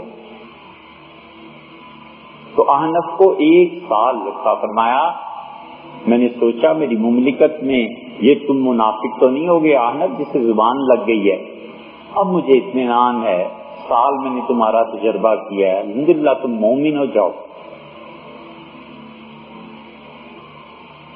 احنف رضی اللہ عنہ دعا مانگتے تھے اور کہتے تھے اللہ اگر بخش دیں تو یہ آپ کے شایان شان ہے، اور عذاب دیں تو میں حقیقت میں اسی کو ڈیزرو کرتا ہوں، میں اسی کا مستحق ہوں کہ مجھے مارا جائے۔ کیسے انصاف کی بات۔ حضرت معاویہ رضی اللہ عنہ کے زمانے میں بنو امیہ میں کچھ مظالم آ گئے تھے۔ سیدنا معاویہ رضی اللہ عنہ براہ راست اب کس کو دیکھتے، جن چھوٹے طبقے پہ ظلم کرتے تھے۔ ایک آدمی نے اس کے جمعے میں کہا کہ حضرت میں نے حضور صلی اللہ علیہ وسلم سے سنا ہے کہ جس کو اللہ نے میری امت پہ حکمران بنایا اور اس نے کسی مظلوم کی شکایت نہ سنی تو قیامت میں اللہ اس کی بھی نہیں سنے گا۔ تو معاویہ رضی اللہ عنہ اس حدیث کو سن کے روئے اور انہوں نے ایک منسٹر مقرر کر دیا، ان کا اس کا کوئی کام نہیں ہے، لوگوں سارا دن بیٹھ کے شکایتیں سنے گا اور تمہاری شکایتیں مجھ تک پہنچائے گا بس۔ کہ کوئی جا کے ہمارے حکمرانوں کو کہے کہ ایک آفس ایسا قائم کر دیں پرائم منسٹر صاحب تو لوگوں کی شکایتیں درج ہوں اور آپ ایک گھنٹہ آدھا گھنٹہ اسے سن لیں۔ کبھی کبھی پہلے نواز شریف نے ایسے کیا تھا، لوگوں کے فون سنتا تھا۔ تو معاویہ رضی اللہ عنہ ایک منسٹر مقرر، ان کا کوئی کام نہیں ہے اس کے ذمہ شکایتیں سنیں مجھے پہنچائے گا۔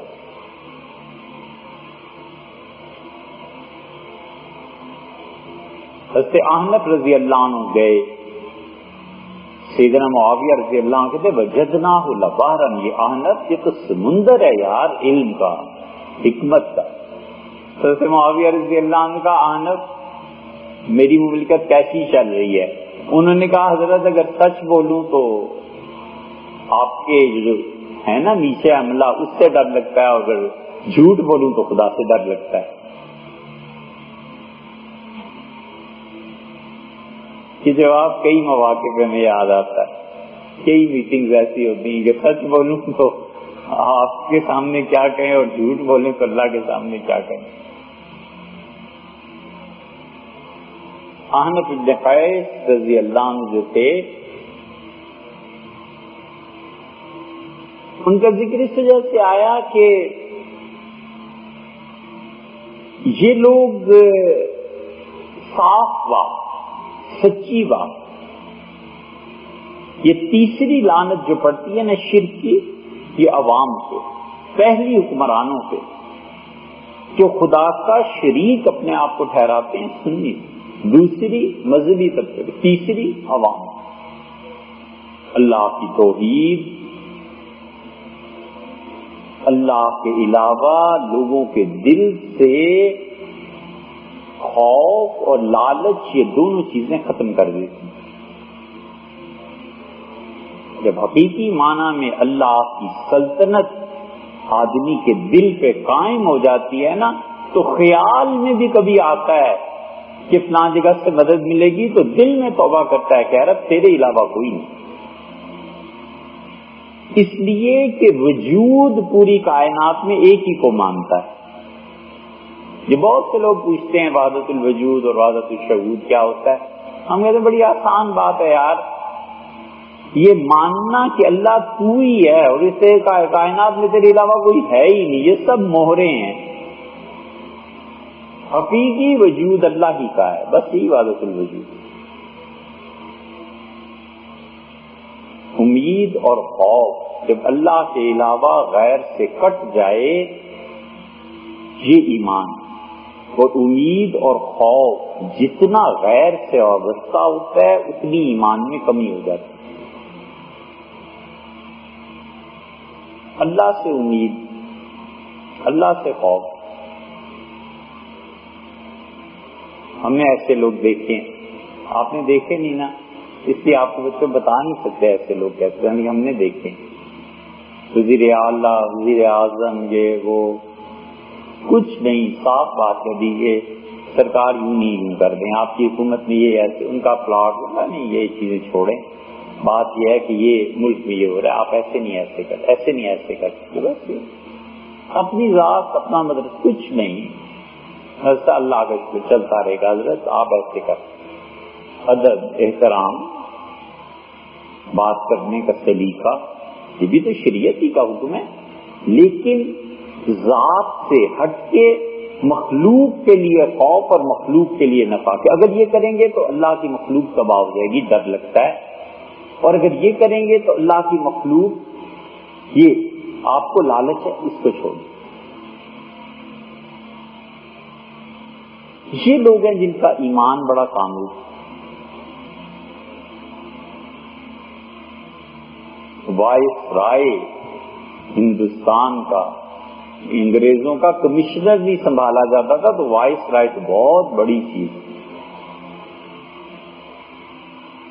سعد اللہ رحمت اللہ علیہ حیدرآباد میں ایک صوفی تھے، وائس رائے ان کی خانقاہ میں گیا، گورا تھا نا، گورے یہ کرتے تھے کہ مملکت کو، ہندوستان کو اپنے قبضے میں رکھنے کے لیے بڑے بڑے مذہبی اور سیاسی رہنماؤں کو اپنی مٹھی میں رکھتے تھے، تو جاتے تھے خانقاہوں میں، مساجد میں، اب بھی کرتے ہیں حکمران کہ یہ دیوبندی، یہ بریلوی، یہ شیعہ، یہ اہل حدیث، بڑے علماء اپنے قبضے میں، کنٹرول میں رہیں تاکہ رائے عامہ ہموار ہوتی رہے، پبلک نہ اٹھے، سر نہ اٹھائے، اب بھی کرتے ہیں۔ تو گورا وائس رائے گیا، سعد اللہ رحمت اللہ علیہ کی خانقاہ تھی، اس نے کچھ نظر پیش کی تو اسے منع کر دیا، اس نے اصرار کیا، فرمانے لگے آپ مجھے کیا دے سکتے ہیں؟ اس کا حضرت خانقاہ کے اخراجات بہت ہیں، میں کہتا ہوں 500 کنال زمین یہ حیدرآباد میں لے لیں تو زراعت ہوتی رہے گی، گندم آتی رہے گی، چیزیں آتی، خانقاہ چلتی رہے گی۔ فرمایا ہمارا اور ہماری خانقاہ کا رزق نہ، فرمایا یہ تربوز کھائیے، سردہ پیش کیا، سردہ اس نے کھایا، بڑا خوش ہوا سردہ کھا کے، تو پوچھا بے اختیار یہ سردہ کہاں سے؟ فرمایا کابل سے۔ اس سے کہا افغانستان، کابل اتنے؟ فرمایا جی ہاں۔ اور فرمایا میاں جہاں سے سورج طلوع ہوتا ہے نا اور جہاں ڈوبتا ہے، اس سے لے کے اس تک سے ہمارا اور ہماری خانقاہ کا رزق آتا ہے، اگر آپ اس سے بڑا کوئی رقبہ دے سکتے ہیں تو وہ دے دیجئے، اس سے تو آلریڈی پہلے ہی رزق آ رہا ہے، یہ تو پہلے ہی دیتے ہیں سارے، آپ اس کے علاوہ کچھ دیجیے۔ چپ ہو گیا، کیا کرتے؟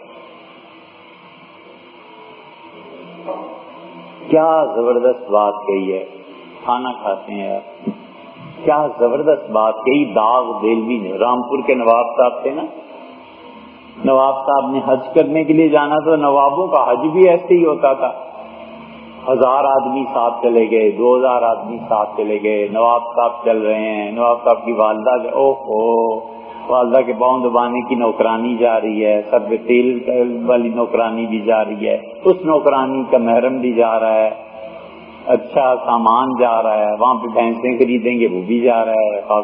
نواب ایک حج کو جاتا تھا، رامپور کے نواب صاحب حج کو چلے تو شاید 200 آدمی لے کے چلے، خاص عملہ۔ داغ دہلوی جو شاعر تھے وہ بھی چلے گئے، نواب صاحب بڑے اصرار سے لے کے گئے کہ وہاں حج کریں گے، عمرہ کریں گے، لیکن شاعری محفل جو منعقد ہوتی ہیں، مجلسیں، وہ بھی تو ہوں گی نا آخر، تو شعر کون سنائے گا؟ نواب صاحب دے۔ واپسی پہ نواب صاحب نے پوچھا کہ داغ سناؤ حج کیسا رہا؟ انہوں نے ایک شعر پڑھا، بہت کمال کا شعر پڑھا یار، اللہ اگر نصیب یہ کر دینا کسی کو تو دونوں جہان ایک پلڑے میں، جنت اور اس دنیا سمیت ایک پلڑے میں، اور یہ شعر ایک پلڑے، اور اس کا پلڑا پھر بھی بھاری۔ انہوں نے کہا حضرت بیت اللہ کو دیکھا اور اللہ سے کہا، شکر ادا کیا اللہ کا۔ ان کا سارے حج کا حضرت نچوڑ نواب صاحب بھی، ان کا کیا کہنے لگے نواب صاحب، حج کا نچوڑ یہ ہے کہ 1,00,000 دینوں کا ایک دینا ہے،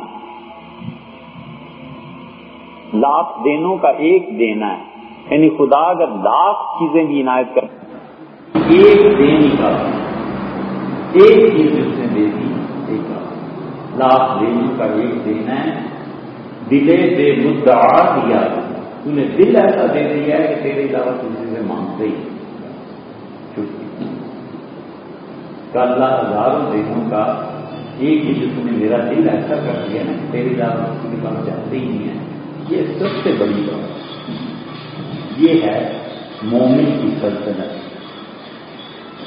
یہ ہے مومن آدمی کا عروج، یہ ہے مومن آدمی کی حکمرانی۔ یہ 7 آدمیوں نے سارا عالمی اسلام کا کیا برداشت تین بجا دی۔ ابن تیمیہ رحمۃ اللہ سے واسطہ پڑا تو چنگیز کا پوتا تھا، تو چنگیز خان کے پوتے نے دربار میں ایک جملہ ایسے کہہ دیا کہ اس سے اندازہ ہوتا تھا کہ ابن تیمیہ رحمۃ اللہ حکومت سے لینا چاہتا۔ انہوں نے کہا کہ چنگیز کے پوتے بمبار ملتے خدا کی قسم تیری سلطنت وہ ساری دنیا جہاں ملتا گیا مجھ سے سمجھتے ہو کہ میں تم سے پوچھوں گا، میری نظر میں 1 ٹکے کے برابر خدا کی قسم میری سلطنت میرا دل ہے، میرا باپ میرا دل ہے، میری جنت میرے دل میں، جہاں چاہتا ہوں اپنی جنت کی کتائی کھا کے بیٹھ جاتا ہوں، جہاں چاہتا ہوں حکمرانی کرتا ہوں، تم اور تمہاری سمجھ جائے یہ بڑا کشٹ آتا ہے۔ اس کا ووٹ مانگتے دیتے ہیں، اس سے بھی ووٹ لو، اس سے بھی ووٹ لو، اس سے بھی ووٹ لو، لاکھ دینا پڑے دلے دل کا اللہ لاکھ دینا ایک چیز دے دی ہے کہ دل میں کسی کا خوف اور خواہش ہی نہیں رہی، کسی ڈرنے کی بات نہیں ہوئی، یہ سب سے بڑی چیز آئندہ اگر یاد رہا